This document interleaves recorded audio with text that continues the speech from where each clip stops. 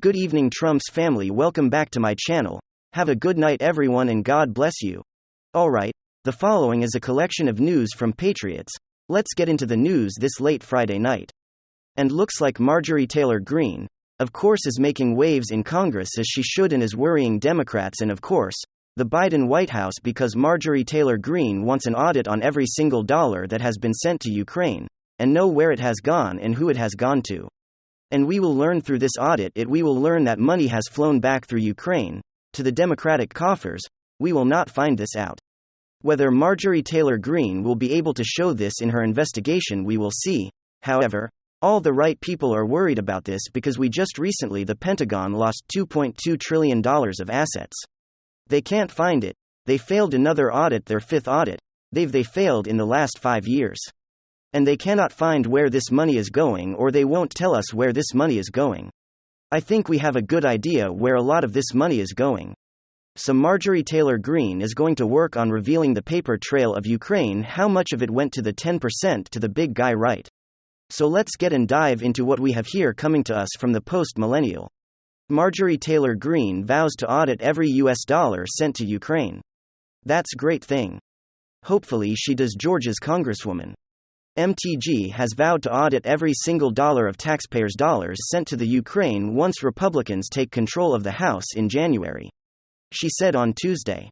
Earlier that afternoon, two newly re-elected Republicans shared on Twitter that the House Foreign Affairs Committee was to vote on her resolution to make Joe Biden and the State Department let every American know where our money is being sent to Ukraine. We deserve an audit, she added. Every single Democrat voted against an audit of the military aid, killing the resolution with a 26 to 2022 split, according to the Washington Post. This is not the first time for us to be divided. Marjorie, Representative Greg Green makes New York the Foreign Affairs Committee top Democrat. We held together with NATO and the EU and our allies. Let's not fall into this trap. But we take over in January, the Congresswoman posted after the resolution failed. This audit will happen on Wednesday morning, and parents on Steve Bannon, his war room. Greene shared her thoughts on security audits, saying that she was repulsed by Democrats' in flash infatuation with Ukrainian President Zelensky after he announced, as Time magazine of the year, Democrats, they treat Zelensky like he's the governor of the 51st state of the United States. And they act like Ukraine, this part of our country. And I find that repulsive, the conservative Congresswoman said to Bannon. Now, we said all along that we are sorry for what the Ukrainian people are going through, that we are against the invasion. But Ukraine is not a member of NATO. And we should not be defending Ukraine. We should not be sending billions of dollars to Ukraine. We should not be equipping them with our military equipment. This is a war that we should not be involved in, especially while we're ignoring the invasion at our southern border, which is outrageous. He continued, adding she rather take military action to defend the southern border and then focus on some other country borders that it's across a giant ant by giant ocean. Yeah, absolutely. Marjorie Taylor Greene, and I applaud you for your efforts. I hope that you will be able to receive that audit, that you'll be able to prove where those dollars are going, and maybe we will see how much of the dollars ended up in the big guys' treasury. And this is some big news. Something's happening. Gang support for secession is exploding. We're gonna take a look at two types of secession. We're gonna see how support for both is on the rise. We can think of secession in two ways: what some scholars call internal secession versus external secession. Internal secession is basically the right to territorial autonomy and self-government under the auspices of a larger state. So this is where a population group exercises a recognized authority while still remaining within a larger national complex, something like Scotland in the UK or Quebec in Canada. External secession is the severing of all formal governmental ties with that larger state, again, very much like we most recently saw with Donetsk and Lugansk in the Donbass region, Ukraine, are what's being advocated by the hard secession as advocates in both Scotland and Quebec, so you can use those terms to hard secession versus soft secession. And what's so fascinating is that in light of the last couple of elections, support, particularly for internal or soft secession, appears to be utterly exploding. Perhaps the single most popular secessionist initiative in the nation right now is what's known as the Greater Idaho Movement. Since the concept's launch in 2020, upwards of 11 counties in the state of Oregon to pass referendums that call for detaching their counties away from deep blue cities like Portland and Salem, and joining red state Idaho, hence the term Great or Crater Auto Movement. Portland, of course, has been plagued with Antifa, and so an organization called Move Oregon's Border put forward the idea of holding a number of referenda throughout Oregon's far more conservative counties to secede from Oregon and join up with Idaho. And so on May 18, 2021, 5 counties held a referendum to secede, and to the shock of many, all 5 counties voted to secede from Oregon. Some of the measures passed by over 60% of the vote. And if this secession were actually implemented, especially with all the new counties that have passed referenda, 3/4 of the state of Oregon would be emancipated from the which in turn would make Idaho the 3rd largest state in the union in terms of landmass. Absolutely amazing stuff. Now, the logic for this is rather simple, and it's been helpfully researched by Dan Horowitz over at The Blaze. You may remember a few weeks back in the November elections when Oregon Governor Tina Kotek won re-election by nearly 4 points, beating out the Republican Christine Drazan. Now you would think, okay, that's a pretty close race, right? Take a look at the Oregon governor election results map. It's virtually all red.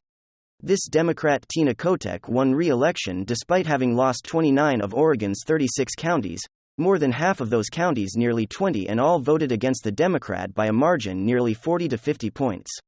In fact, her 68,000 vote margin of victory came exclusively from the 192,000 margin of victory in the single county alone, Multnomah County, which of course contains the city of Portland. If Multnomah County were excluded, the Republican would have won by nearly 10 points. Now, this is the recipe for intense disenfranchisement among the vast majority of Oregon's counties who don't want to be living under the political conditions imposed on them by a single far-left county. It's like forcing Alabama to live under a San Francisco regime. And it's not just Oregon.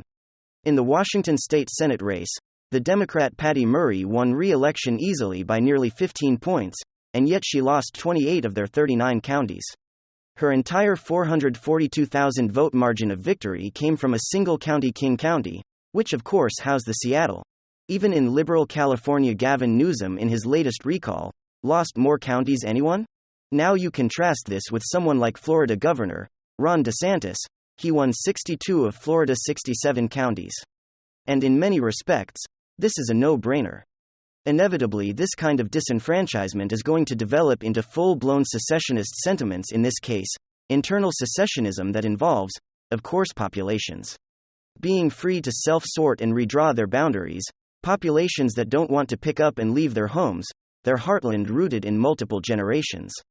They simply want a government that represents their values, interests, and concerns. And this idea of assault secession is gaining more and more support each and every single day. But what about external or hard secession? Well, support for that, too, is growing as well. In fact, it appears more popular than at any other time in the last 100 years. Today, support for the growing movement known as Texas, the call for Texas to secede from the United States as its own sovereign nation, has reached new heights. A brand new poll shows that 66% of likely voters, it's nearly 7 in 10, support the idea of holding a referendum to secede from the U.S. Astonishingly, even the likes of Texas Senator Ted Cruz, at the very least, is entertaining the idea. At a recent event at Texas A&M University, Cruz said this, quote, "If Democrats in Washington pack the Supreme Court, if they make D.C. a state that they federalize elections and massively expand voter fraud, there may come a point where it's hopeless. We're not there yet. And if there comes a point where it's hopeless, then I think we take NASA, we take the military, and we take the oil. In other words, we're out of here. See you later." Alligator Glenn back as well as endorsed the measure. Again, if all appears hopeless in D.C., that is, and some are even asking, I wonder what Elon Musk, a relatively new resident of Texas, thinks about Texas. Maybe he could even run for president of a newly sovereign nation, as one person speculated. So as you can see, our country is going through a very real moment of upheaval, as it were. And there's a very clear reason as to why, when all of a sudden done, we are in the midst of a very disruptive paradigm shift in our society. And it's happening both at the theoretical level, as well as the practical level. So theoretically, we're moving from an age of ideology known as the modern age, to an age of identity, a postmodern age. And there's a host of reasons for that.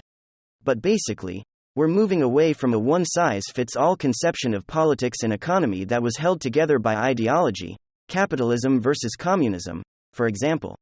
And we're increasingly moving into an age characterized by a profound emphasis on identity. So here's why identity politics is so huge today, both on the left and the right.